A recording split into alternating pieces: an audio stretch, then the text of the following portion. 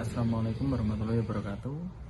Oke, pada kali ini saya akan mempresentasikan hasil dari tugas UTS saya, yaitu saya akan user interface pada aplikasi Shopee.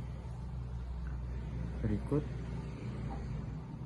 topik pembahasan yang akan saya jelaskan, yaitu yang pertama pengertian, yang kedua ragam dialog dan desain dalam UI, yang ketiga penanganan kesalahan dan help, keempat kelebihan dan kekurangan dalam perspektif sebagai user. Shopee ini kan sudah sangat halayak lah di kaum semuanya, baik kita orang dewasa, tua maupun anak kecil sekalipun sekarang. Baik, sekarang pengertian. Shopee merupakan aplikasi e-commerce atau platform digital yang digunakan untuk menjual dan membeli produk secara online melalui perangkat seperti smartphone ataupun komputer. Kedua, ragam dialog dan desain. Ragam dialog merupakan cara aplikasi berinteraksi dalam menggunakan melalui pesan, tampilan, dan elemen antarmuka. Selanjutnya, ragam dialog Shopee dalam UI. Di sini seperti ini, dialog informasi, yaitu ada notifikasi seperti produk yang telah ditambahkan kita ke keranjang. Kita bisa milih beberapa beserta jumlahnya sekalian. Digunakan untuk memberitahu status atau suatu aksi tanpa menggunakan alur. Lalu dialog konfirmasi muncul pada saat pengguna melakukan aksi penting, misalnya apakah Anda yakin ingin membatalkan pesanan, yakin ingin keluar dari aplikasi, seperti itu contohnya.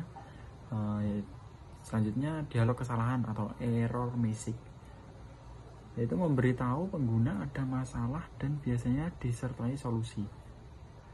Seperti contohnya koneksi gagal, silahkan coba lagi, berarti ada koneksi atau internet kita yang terputus atau nge-lag lah istilahnya.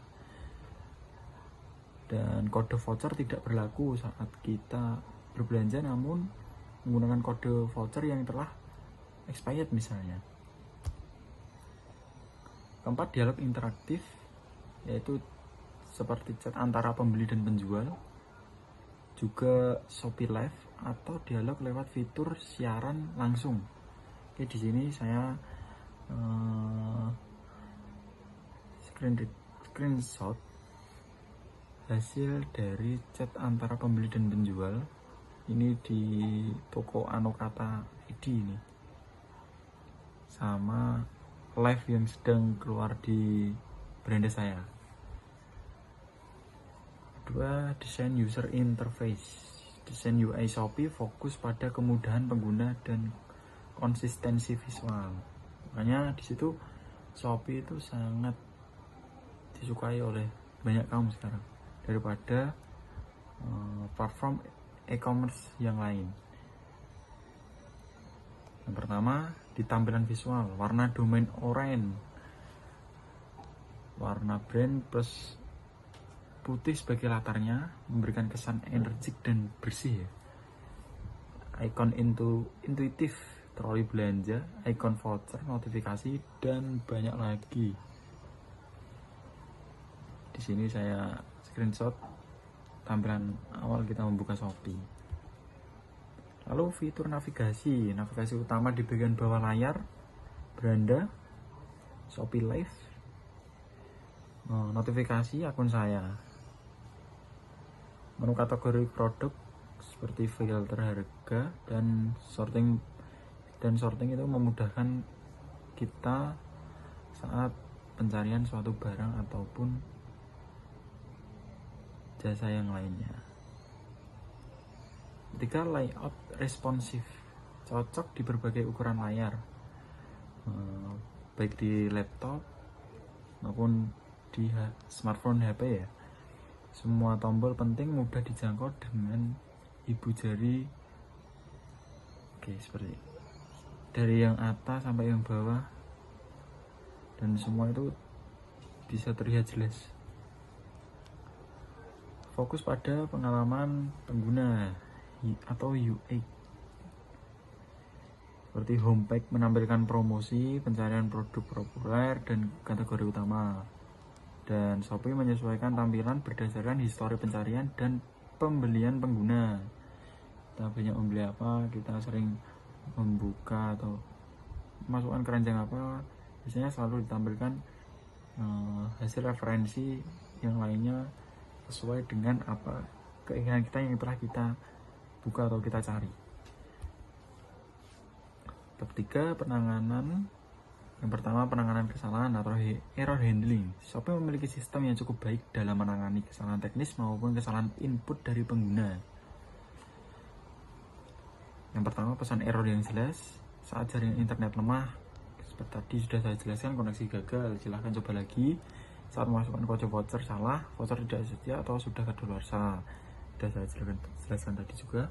Shopee memberikan feedback langsung, tidak membiarkan pengguna bingung. Ini salah satu kelebihannya ya. Yang kedua, validasi input. Saat pengguna belum mengisi alamat pengiriman lengkap, aplikasi mencegah proses check out. Oke, seperti nomor telepon saya lupa untuk mengisi, langsung Shopee mengirimkan notifikasi untuk mohon melengkapi nomor telepon. Saat memasukkan nomor telepon yang salah, biasanya atau muncul notifikasi seperti itu atau format tidak valid. Yang ketiga, tindakan korektif. Selalu ada tombol seperti coba lagi, perbarui halaman, atau HTS saat terjadi kesalahan. Error tidak hanya ditampilkan tetapi juga diarahkan ke solusi. Selanjutnya, penanganan saat crash atau gagal bayar. Jika aplikasi tertutup tiba-tiba saat pembayaran, Shopee menyimpan data transaksi di pesanan saya agar pengguna bisa melanjutkan. Oke, saat kita mungkin proses pembayaran namun keluar atau tiba-tiba sinyal hilang, Shopee itu biasanya tetap menyimpan hasil terakhir kita di proses tersebut. Lalu yang kedua, fitur bantuan. Shopee menyediakan berbagai saluran bantuan untuk membantu pengguna menyelesaikan masalah.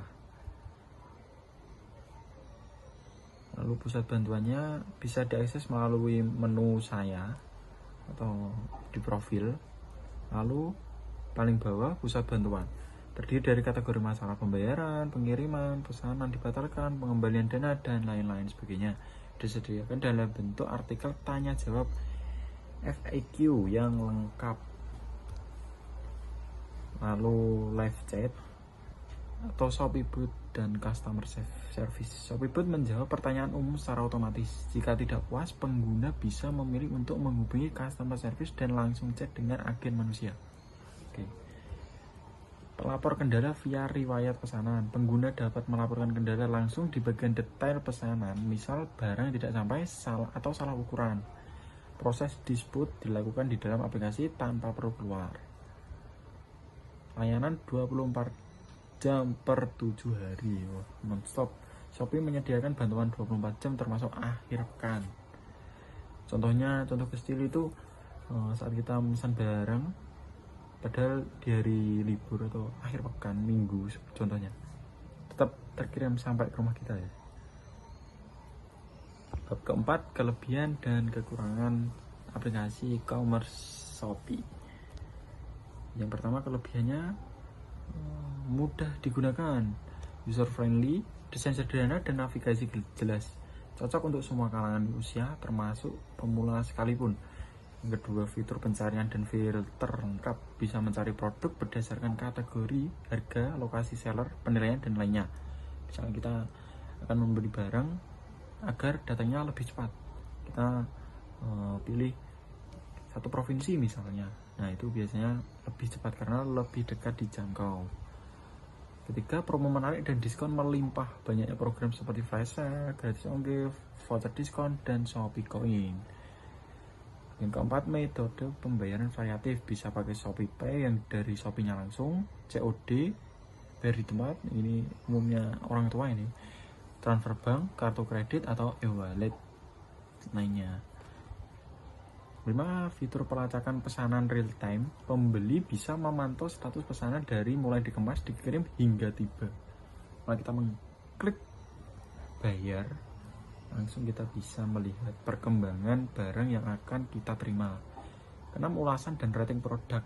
Membantu calon pembeli menilai kualitas produk dari pengalaman pembeli lain.